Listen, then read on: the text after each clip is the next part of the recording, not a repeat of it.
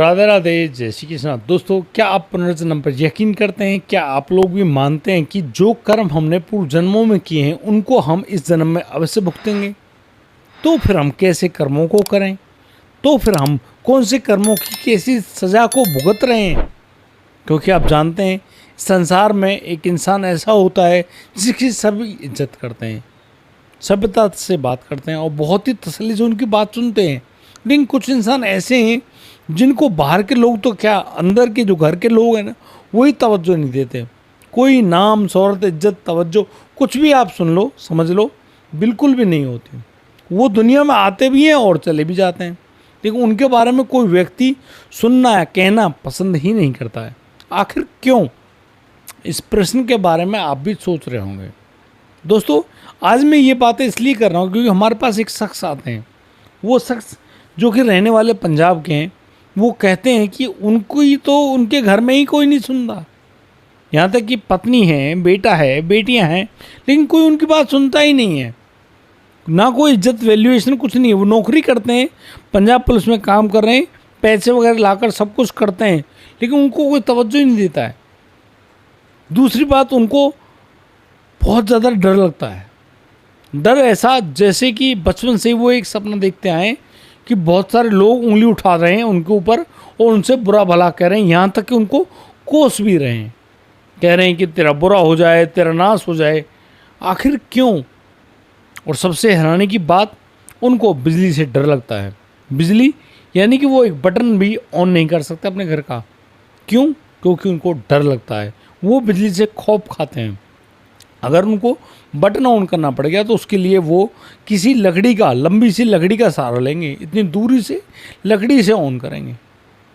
तो ये बड़ी बात थी। वो हमारे पास आए, हमसे ये बात पूछना चाहते हैं कि क्या ये जो है अब इस समय प्रेजेंट में जैसे भी उनके साथ हो रहा है, क्या इनके पीछे उनके पूर्व जन्म के कर्माज हैं? अब इस बात को डिकोड करने के लिए तो उनका पास्ट लाइफ रिग्रेशन करना बहुत ही ज़रूरी था। तो हमने उनसे कहा कि ठीक है, अगर आप ऐसा चाहते हैं, जानना चाहते हैं, देखना चाहते हैं, तो आप बने रहिए हमारे साथ। क्योंकि जब पास्ट लाइफ रेग्रेशन किया जाएगा तो आपके पूर्व जन्म में झांक कर देखा जाएगा, एक एक चीज़ को क्लियर किया जाएगा, समझा जाएगा, और फिर उसका जो अर्थ होगा वो आपको समझ में आएगा। तो वो तैयार हो गए और बड़ी ही तसल्ली से वो हमारे साथ हमारे जो स्पेशल रूम है वहाँ पर गए, रिक्लाइनर पर लेटाए गए। ये शख्स जिनकी उम्र करीब 42 साल है, नाम है राकेश। राकेश बड़ी आराम से तसल्ली से सम्मोहन की निद्रा में जाने के लिए तैयार हो गए। छोटा सा प्रोसेस, लाइट्स डिम की गई, बिल्कुल शांत तरीके से उनको शांत होने के लिए बार बार कहा गया। और जैसे कि वो तैयारी करके ही आए थे, महज कुछ मिनटों में वो सम्मोहन की निद्रा में चले गए। उनको हल्का सा वेनिंग दिया, उनसे बात करी कि सुरेश जी, आप इस समय कहाँ हो? अपने आप को किस जगह देख रहे हो? तो उन्होंने कहा कि मैं शायद कोई विदेशी जगह है जहाँ पर काफ़ी सारी ठंडे भी है, मैं वहाँ पर हूँ। कैसे कपड़े पहने हैं आपने? तो उन्होंने कहा कि लंबे काले बूट हैं और उन्होंने कोई ड्रेस पहन रखी है। कैसी ड्रेस है? कहा कि वो पुलिस की ड्रेस में है और एक बड़ी सी जेल है उसके अंदर हैं, और वो एक ओहदे पर है क्योंकि वो कैप भी लगाते हैं। उनके हाथ में एक डंडा भी होता है, उनके पास एक पिस्टल भी है।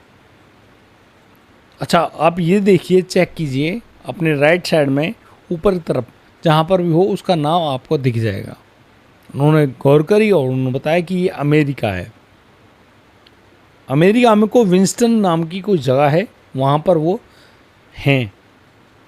अच्छा, आप यहाँ पर देखिए कि कौन कौन लोग हैं जो आपके फैमिली से जुड़े हुए हैं। तो उन्होंने कहा नहीं, ऐसा कोई भी नहीं है, कोई नहीं दिख रहा उनको। ठीक है, आप वहाँ पर क्या क्या जिम्मेदारी निभाते हैं? तो उन्होंने बताया, राकेश जी कह रहे हैं कि वो पूरे जेल का जो मैनुअल है उसको देखते हैं, कौन कैदी कब छोड़ना है, किसकी सज़ा पूरी हो गई है, कितने कैदी अंदर आएंगे, A to Z जो कुछ भी होता है सब उनके अंडर रूड होता है। वो वहाँ पर जो कार्यरत पुलिसकर्मी है उनको आदेश देते हैं और वो लोग भी अपनी ड्यूटी कर रहे होते हैं। अच्छा, वो जेल कितनी बड़ी है, तो उन्होंने बताया कि जेल काफ़ी बड़ी है और इस जेल में एक खास प्रावधान भी किया जाता है, वो होता है मृत्यु दंड देना। जब उन्होंने ये बात कही कि मृत्यु दंड देना, तो हमने फिर उनसे फटाक से पूछा, क्या आप लोग भी अपने हाथों से ये काम करते हो?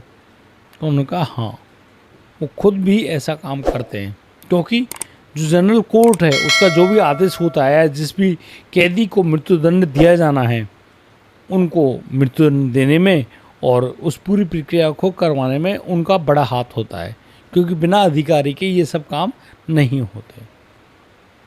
तो इंटरेस्टिंग लगा। हमने फिर उनसे पूछा, फिर कैसे देते हैं ये भी बताइए। तो उन्होंने कहा कि हाँ, मैं बताऊँ आपको कि कैसे एक आदमी को उसके किए गए जो कर्माज हैं, यानी कि उसने जो गुनाह किया है, उसका सज़ा तो उसको मिलेगा ही। अब सज़ा है मृत्युदंड। अब मृत्युदंड जब उसको दिया जाएगा तो उस समय फांसी का प्रावधान नहीं है, उनको लटकाया नहीं जाता फंदे पर। वहाँ पर उस जो मृत्युदंड है उसको हल्का बनाने के लिए एक हाई वोल्टेज का करंट दिया जाता है, और उस करंट के लगते ही वो जो कैदी है जिसको मृत्युदंड दिया जाना है वो मर जाता है। तो आपने कितने कैदियों को दी होगी? तो राकेश जी ने कहा कि उनको ठीक से तो याद नहीं है, पर लगभग 200 लोगों को वो ऐसी सज़ा दे चुके हैं। अच्छा, आपकी उस समय उम्र कितनी होगी? कहा कि मेरी उम्र जो लगभग है वो 55 के लगभग है। तो उन्होंने सारी बात बताई। अच्छा, आपने लास्ट में किस व्यक्ति को और कैसी कंडीशन में सज़ा दी? उन्होंने बताया कि व्यक्ति है, उसको मृत्युदंड दिया जाना है। 2 दिन तो उनकी अनअवेलेबिलिटी की वजह से वो काम नहीं कर पाए, लेकिन काम तो उनको करना ही है। तो 2 दिन पश्चात उस कैदी को जब ये सज़ा दी जानी थी, वो कैदी उनसे बार बार ये कह रहा था कि मैंने ऐसा कोई जुर्म किया नहीं है, मुझे बेवजह गलत लोगों ने यहाँ पर फंसाया है और ये बहुत बुरा कर रहे हो।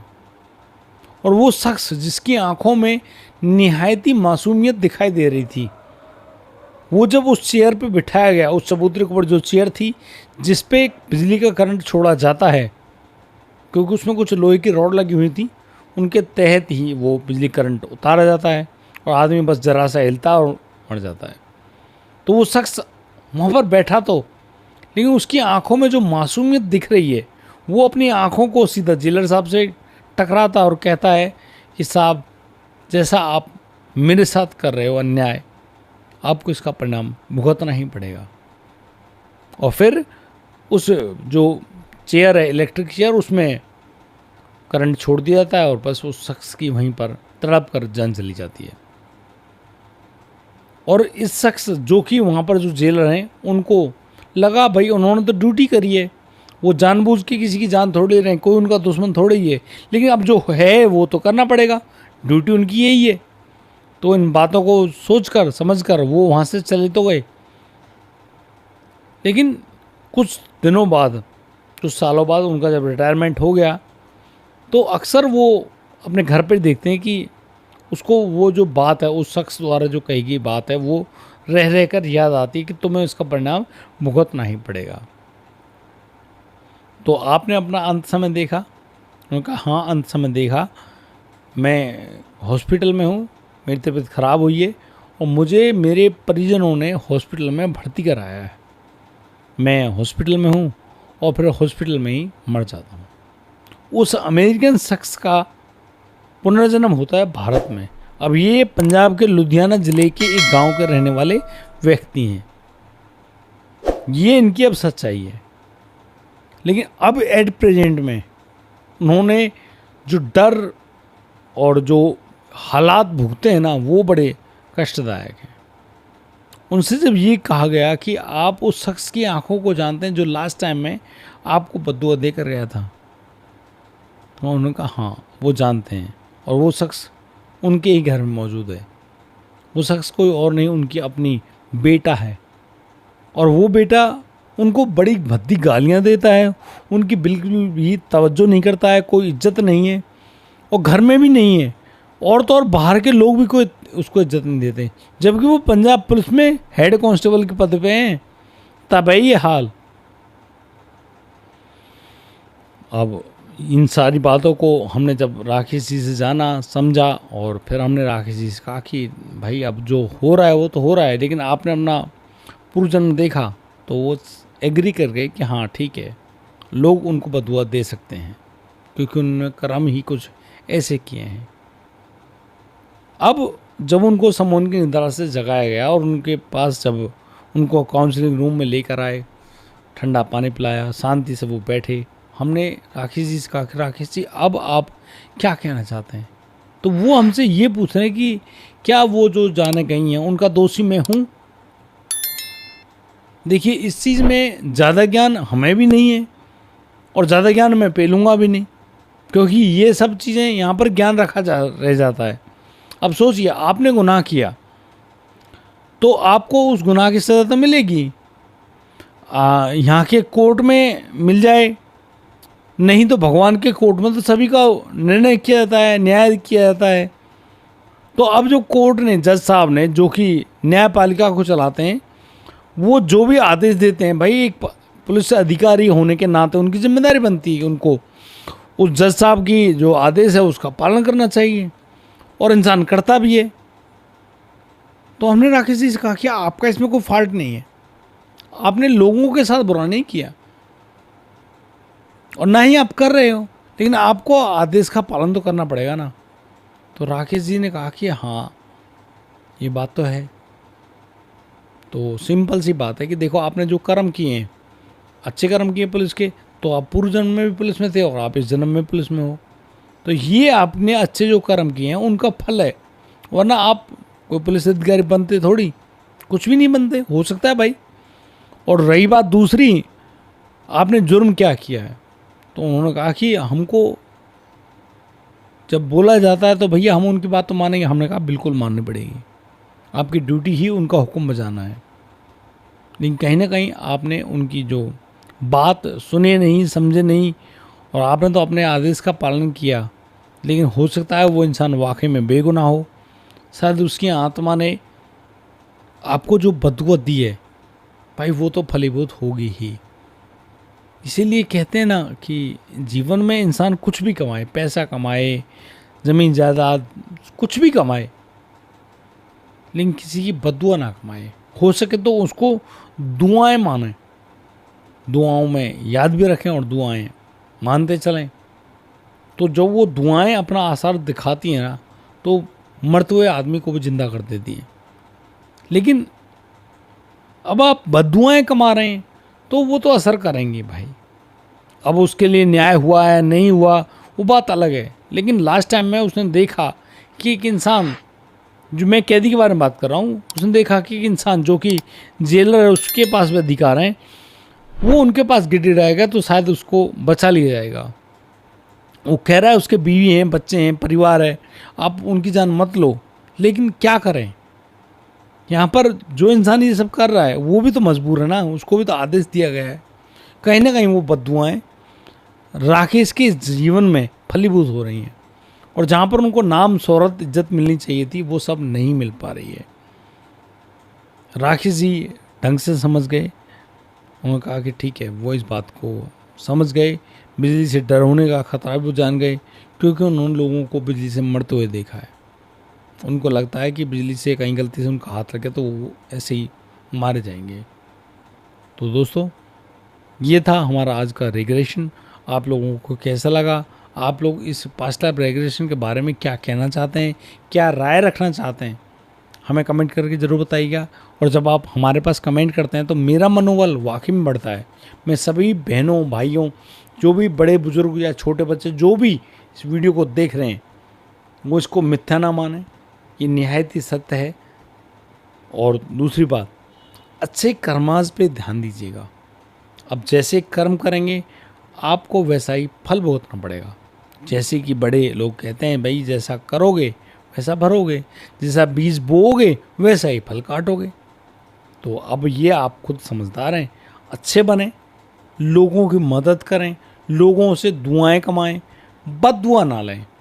और हाँ, सबसे बड़ी और कमाल की चीज़, लोगों को माफ़ करते हुए चलें, क्योंकि जब तक आप उनको माफ़ नहीं करोगे वो बातें वो झगड़ा, वो कलेश आपकी रूह से चिपक जाएगा और आपको कभी भी चैन से नहीं रहने देगा। इसलिए लोगों से मैं तो यही अपील करता हूँ, भाई लोगों को माफ़ कीजिए, और यदि आपसे गलती हो जाती है तो हाथ जोड़कर माफ़ी मांग लीजिए, ऐसे करके प्लीज़ हमको माफ़ कर लीजिए और मुझसे गलती होगी, आइंदा नहीं होगी। दोस्तों आज के लिए सिर्फ इतना ही। राधे राधे, जय श्री कृष्ण।